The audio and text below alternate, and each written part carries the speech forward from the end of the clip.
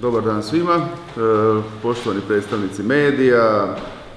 Danas konferencija sazvana je na temu Đakovačkih vezova, 51. Đakovačkih vezova, koji su nam ulaze u završnu fazu, u fazu onih događanja i manifestacija koje se događaju u samom gradu Đakovu. Kao što je bilo prije najavljivano, program vezova službeno počeo je 3. lipnja i traje sve do 9. srpnja ove godine. 51. vezovi, za razliku od prošle godine, jubilarnih 50 koji su nam postavili visoke ljestvice i visoke standarde, na nama je da održimo i ove vezove na istoj razini. Ovogodišnji vezovi održavaju se pod pokroviteljstvom predsjednice Republike Hrvatske, gospođe Kolinde Grabar-Kitarović, pod pokroviteljstvom Vlade Republike Hrvatske i Sabora Republike Hrvatske.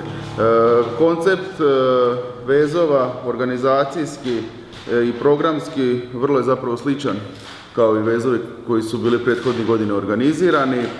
Tako smo bili najavljivali, organizacijski odbor je usvojio program, više o programu će i ostali sugovornici na današnjoj preskonferenciji.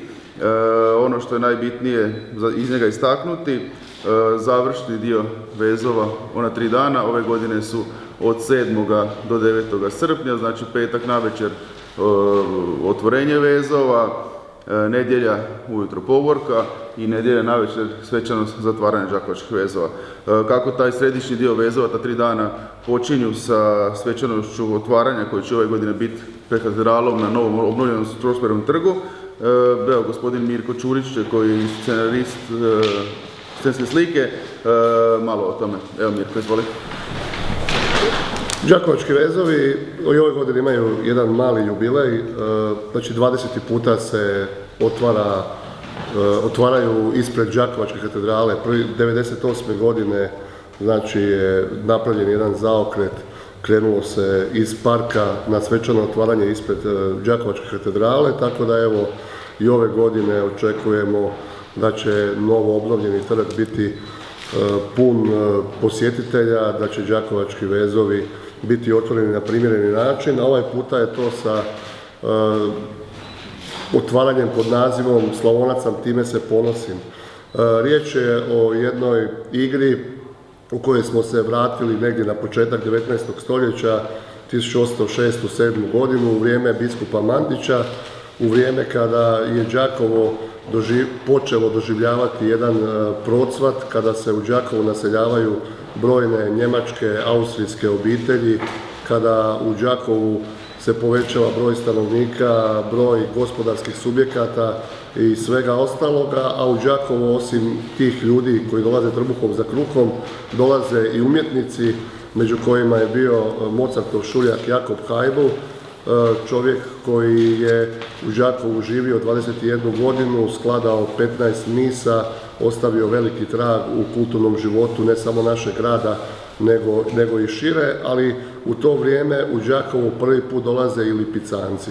Naime, pred Napoleonom bježe, sklanjaju se carske ergele ovdje, upravo u Đakovu, na biskupijska imanja, i to je bilo prvi puta da Slavonci imaju prigodu vidjeti te konje, i kao što povijest govori, ti Lipicanci su zapravo osvojili Slavoniju, danas su oni simbol našega kraja. Državna ergela, tadašnja biskupijska, je prešla uskoro sa uzgoja arapskih i drugih konja isključivo na lipicansku pasminu. Tako da evo, to je taj jedan okvirni uvod u kojem se kreće ovogodišnja priča, znači povratak pod 19. stoljeće, povratak u vrijeme kada dolaze Lipicanci, a sve to u znaku Jakoba Haibla, bečkog i đakovačkog skladatelja, koji je bio vrlo popularan u svoje vrijeme, koji je zajedno sa Mozartom sudjelovao u praizvedbama njegovih opera, primjerice Čarobne frule, gdje on pjevao jednu od najglavnijih uloga, a njegovo najpoznatije djelo bilo je opereta Singspiel, kako se zove, jedna šaljiva igra, Tiroler Wastel, koja je izvođena diljem Europe pa i u Zagrebu. Pa evo, mi smo se odlučili ove godine da po motivima tog Tiroler Wastela, jedne šaljive igre, gdje jedan Tirolac dolazi u Beč iz sela u grad, da to lokaliziramo, da to napravimo u slavonskom miljeu, tako da taj Tirolac postaje Slavonac, kao što je i taj Bečanin Kajbu postao Slavonac. On dolazi, njegov glavni junak dolazi u Đakovo i tu u jednoj šaljivoj igri, kako je i po načelima tog Singšpila, se raspliče ta jedna ljubavna priča, ali se raspliče i to na koji način Slavonci prihvaćaju Lipicance, znači tako da ćemo ove godine u svečanom otvaranju imati nekoliko pojavljivanja Lipicanaca, što kočijama, što samih konja, i vjerujem da će to ljudima biti jako zanimljivo. Ono što je novost ove godine je činjenica da će svečano otvorenje početi po danu zbog televizijskog programa. Pomaknuto je po prvi puta negdje u 8 sati i 5 minuta, što nam iskreno i ne odgovara previše iz tih nekakvih programskih izvedbenih načela, ali prilagođavamo se tom uvjetu jer nam je stalo da se kroz izravan televizijski prijenos prezentira grad Đakovo.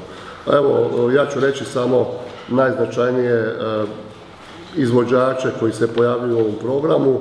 Znači, redatelj tog dijela programa je Darko Milas, nastupaju glumci Darko Milas, Vjekoslav Janković, Sandra Lončarić-Tankosić, Miroslav Čabraja, Tanja Zupković-Bertok, Ivan Čačić, Mateja Grabić, Ivan Kundert i Luka Bjelica, a u glazbenom dijelu će nastupiti zbor glazbene škole pri osnovnoj školi Ivana Gorana Kovačića, Vera Svoboda, Slavonske Lole, Đakovčanke, Slavonija band, Kutena, Đakovo, Bečarine, Stjepan Jeršek Štef, Zvona, Sanja Hajduković i Slavonski vez, Krunoslav Kićo Slabinac, Šima Jovanovac, Skladovke, znači prepoznatljiva imena, ponovno kombinacija glazbe, scenske igre, tradicije, one folklorne tradicije uzgoja Lipicanaca.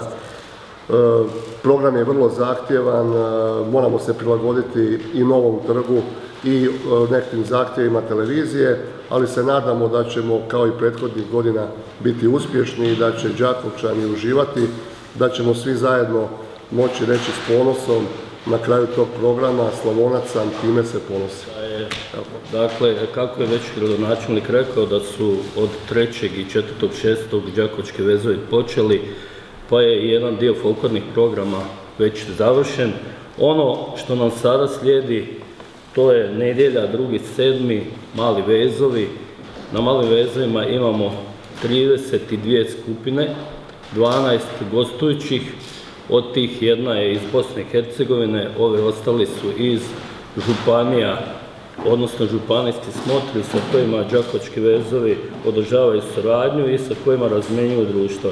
Ostalih 20 skupina su sa područja Đakovštine. Na malim vezovima očekujemo negdje oko 1500 sudionika i ono što je važno za napomenuti, ove godine imamo prvi puta uz onaj standardni program folklorni u Strossmayerovom parku, imamo 10-ak edukativnih radionica koje su isto ponuđene za te najmlađe i nadamo se da će ova novina koju smo prihvatili od ovih naših suradnika, da će ona se pokazati kao dobra i uspješna, pa na neki način i obogatiti taj dio standardno folklorni koji inače radimo. Što se tiče onog završnog dana, subote i nedjelje, već tradicionalno mi u subotu imamo u Strossmayerovom parku nastup domaćih skupina Đakovština u plesu i pjesmi, dakle gdje nastupaju sva kulturno-umjetnička društva koja nisu uspjela izboriti nastup u nedjeljnom programu. I nakon toga imamo nastup 15 gostujućih skupina iz, ja bih rekao, iz svih dijelova Republike Hrvatske, ali i znači gosti koji su nam izvana. Ove godine imamo goste iz Turske, iz Poljske, iz Mađarske, Slovenije, Bosne i Hercegovine i Makedonije. Što se tiče nedjeljnog programa, najsvečaniji dio, ja bih rekao, nedjeljnog programa je povorka koja će ići ulicama grada Đakova od malog do velikog parka. I evo prvi puta i na obnovljenom trgu gdje bi se vrlo kratko svaka skupina trebala zadržati i predstaviti jedan dio svog programa. Ove godine imamo 57 skupina u tom svečanom mimohodu, a osim njih tu su i zaprege, tu su konjanici, tu su mažoretkinje, negdje prema ovim prijavama to je otprilike oko 3.500 sudionika u svečanoj povorci. Nakon svečane povorke imamo u Strossmayerovom parku cjelodnevni program koji se odvija kroz 3 smotre. Nakon povorke slijedi međunarodna smotra folklora gdje nastupaju ove skupine koje sam rekao i iz kojih država. Nakon toga je smotra folklora Hrvatske gdje nastupaju predstavnici, znači izabrani predstavnici županijski smotri sa područja Republike Hrvatske. I u onom popodnevnom dijelu, nakon kratke pauze u 17 sati, imamo smotru folklora Slavonije, Baranje i Zapadnog Srijema gdje nastupaju skupine, dakle predstavnici Brodskog kola, Vinkovačkih jeseni, Orahovačkog proljeća, Baranjske bećarce, tako da dakle svi najrelevantniji folkloraši sa područja Slavonije. Program u Strossmayerovom parku završava izborom za najbolje nošeno narodno ruho koje, kao i ovih zadnjih godina, imamo tri kategorije, to su bećar, momak, djevojka i snaša, i taj dio programa je obogaćen sa nastupom i ovih tamburaških sastava. Ono što bih želio još reći, to je da je u tijeku sada uređenje grada, dakle putem folklornog odbora, putem kulturno-umjetničkih društava sa područja grada i Đakovštine, dakle uređuje i u dogovoru naravno sa vlasnicima svih poslovnih prostora u samom centru grada Korza i ulica Bana Jelačića, dakle slijedi uređenje tog prostora tako da i grad bude adekvatno uređen. Tu prije svega zahvaljujemo se našim sugrađanima koji daju veliki doprinos, isto tako sa uređenjem svojih kuća, okućnica, tako da za vezove grad zaista bude uređen na primjeren način, odnosno primjeren đakovačkim vezovima koji su sigurno najbolja smotra izvornog folklora u Republici Hrvatskoj. Ja kao glazbeni urednik isto se najviše fokusiram na to otvaranje i zatvaranje, pa mi je baš drago, iako smo već i znali i prijašnjih godina spomenuti stanovitog Jakova Hajbla. Ove godine smo uspjeli čak izvući iz njegove originalne partiture jedan njegov najpoznatiji broj iz tog zinšpila i prebaciti ga na tambure, tako da će publika moći i čuti kako bi biti taj jedan dio komadić te opere zvučio, kako bi zvučio na tamburama. On će se provlačiti kao jedna glazbena kulisa, tako da je to jedna bitna po meni i kvalitetna stvar. Što sam još htio, da. Od zanimljivih izvođača, evo sad ću vam navesti, dakle, imamo 30.6. doček pola nove godine koji je zaživio kod nas u gradu, koji je prepoznat i dalje. Izvođač će biti Dražen Zečić, predgrupa je Bestman Band. Od još zanimljivih izvođača tu imamo Gorana Bareta i Majke. U nedjelju kad su mali vezovi smo angažirali Miju Dimšić, koja je jedna pozitivna pjevačica, kako bi rekli, unosi malo vedrine i djeca ju dosta vole, tako da smo mislili da bi bilo stvarno prikladno da dođe na male vezove kad su djeca. I tu je još hrpa, znači, naših lokalnih bendova. Evo već danas kreće Đakovo, Šokadija Gori, sinoć je bilo Đakovo Gori gdje su bili nastupi punk i rock grupa, znači da zastupimo i tu populaciju, da svakom damo jedan dio vezova da budu zastupljeni za svaki dio populacije. Danas, dakle, Šokadija gori, gdje nastupaju naši lokalni bendovi, mladi, kvalitetni, dobri, željni svirke, pa smo im dali svima priliku da u jednoj večeri, evo, ima ih večeras čak 6, tako da možete slobodno doći i poslušati. Dakle, 2.7. smo rekli Mijed Vinčić, od ponedjeljka su Dike i Kadenca, utorak su Zvona i Arteški bunar, u srijedu je Jako, u četvrtak Slavonija Band, Sanja Hajduković, Slavonski vez i u petak je dakle to otvaranje gdje je već kolega Čurić nabrajao sve izvođače. U subotu su Slavonski Dukati i Brace i u nedjelju na izboru za najbolje nošeno narodno ruho će nastupiti Vera Sloboda, Krunoslav Kiće Slabinac, Šima Jovanovac, Stjepan Ježek Štef, Dike, Zvona, Slavonija Band i izvor Djakova, Slavonski Dukati, Sanja Hajduković, Slavonski vez, Brace, Ženska klaparca Tisa, Panona, Đakovčanke te skladove. Dakle, jedan sveobuhvatan i veliki glazbeni program koji mislim da Đakovački vezovi i zaslužuju.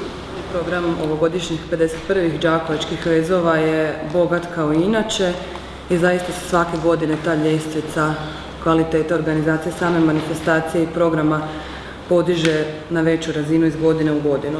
Ono što mogu reći ispred turističke zajednice je to da mi ove godine provodimo oglašavanje u suradnji sa Hrvatskom turističkom zajednicom i to traje već nekoliko godina, što je u biti jako dobar dokaz i primjer da su Đakovački vezovi manifestacija od iznimnog značaja ne samo za Slavoniju i Baranju, već za cijelu Hrvatsku.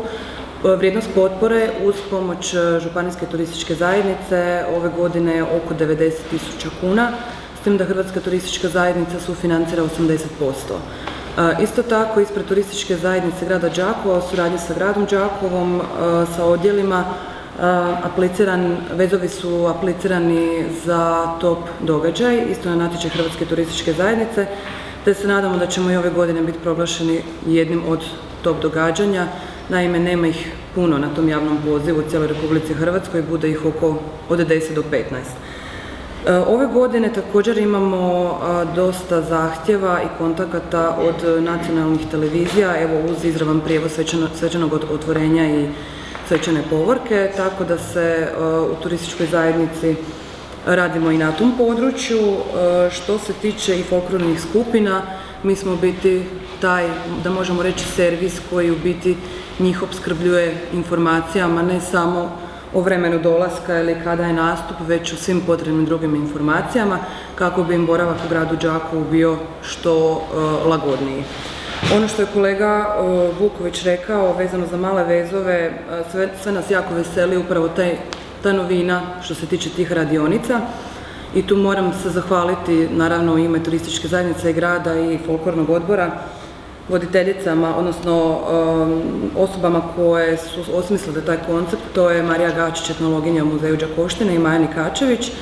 Radionica će se održati u nedjelju 2.7. s početkom u 4:30 na 10 lokacija diljem Perivoja. Pa evo, to je jedna lijepa prilika da zaista dođu i roditelji sa djecom i bake sa unučadi, da malo djeca vide i nauče na jedan zanimljiv način o tradiciji svoga kraja. Također u sklopu malih vezova je raspisan likovni natječaj, već imamo pobjednike i može se informacija o tome pronaći na našim stranicama. Kao projekt je za istaknuti također i projekt E-vezovi koji se provodi u suradnji sa udrugom Etno Medija i to je dosta značajno iz razloga što je naravno manifestacija na taj način dostupna diljem svijeta. I sam projekt kao i mnogobrojne događanja u Đakovačkim vezovima su nam jako dobar, da možemo reći, segment u apliciranju vezova na razne natječaje, jer je vrlo bitna uključenost lokalne zajednice, a Đakovački vezovi najbolje govore o tome kolika je uključenost lokalne zajednice u samu organizaciju i provođenje te manifestacije, jer je manifestacija uključena u statut grada i u organizaciji manifestacije sudjeluju sve institucije u gradu Đakovu. Ono što bih još htjela reći, svake godine mislimo da je nekako posebna godina za grad Đakovo, ne samo u turističkom i kulturnom smislu.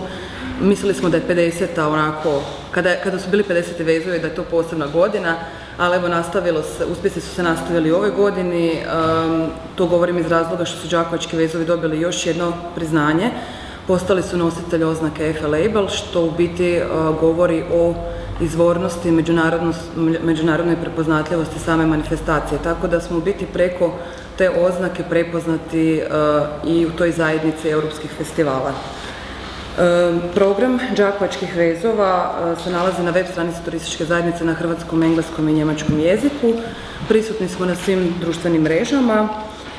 Moram istaknuti također još i Gastrofest koji počinje na Dan malih vezova, a završava u četvrtak kulenijadom, tako da evo taj zadnji tjedan zaista je bogat ne samo u folklornom smislu, već i u gastronomskom. Isto tako, sam program se unosi i u mobilnu aplikaciju grada Đakova, tako da se svim našim posjetiteljima i sudionicima šalju informacije o toj mobilnoj aplikaciji gdje se nalaze točne adrese pojedinih događanja, tako da zaista ne samo da imaju vodiče ove za skupine, već imaju osobni vodič na svom pametnom telefonu. Uz Hrvatsku turističku zajednicu i Turističku zajednicu Osječko-baranjske županije pokrovitelji ove manifestacije su i Ministarstvo kulture i Ministarstvo turizma, Ministarstvo poljoprivrede, Osječko-baranjska županija, i to naime govori o samoj jakosti ove manifestacije i da će se ona nastaviti još dugi niz godina u kvalitetnom smislu. Hvala. Evo, čuli smo ukratko ili na široko o 51. đakovačkim vezovima, glavni dionika koji su vezani uz program i organizaciju. Marija je rekla da je u organizaciju samih vezova uključen i grad Đakovo i sve institucije u gradu, jednako tako i svi stanovnici grada Đakova i prigradskih naselja koji svojim sudjelovanjem uveličavaju zapravo vezove kao manifestaciju. Što sudjelovanje u organizacijskom dijelu, ali uz to mislim i na sudjelovanje u dijelu gdje budu prisutni na manifestacijama, na događajima. Jednako tako koristimo ovu priliku da građanima u samom centru grada se obratim u vezi vezovskog šatora koji nam je iza Male crkve, da ih pozovem na strpljenje. Đakovački vezovi su manifestacije od posebnog interesa grada Đakova i sam sam ovdje u strogom centru grada, znam da nekad buči, ali mi ćemo to izdržati. Vezovi su nam bitni, vezovi su ono što Đakovo određuje, po čemu je Đakovo prepoznatljivo, tako da vjerujem da svi gosti koji budu došli u Đakovo idući tjedan, da će zadovoljni otići iz Đakova i sa željom da se opet ponovo vrate. Evo, hvala vam na sudjelovanju i pozivam da u biti medijski pratite đakovačke vezove do kraja ove godine.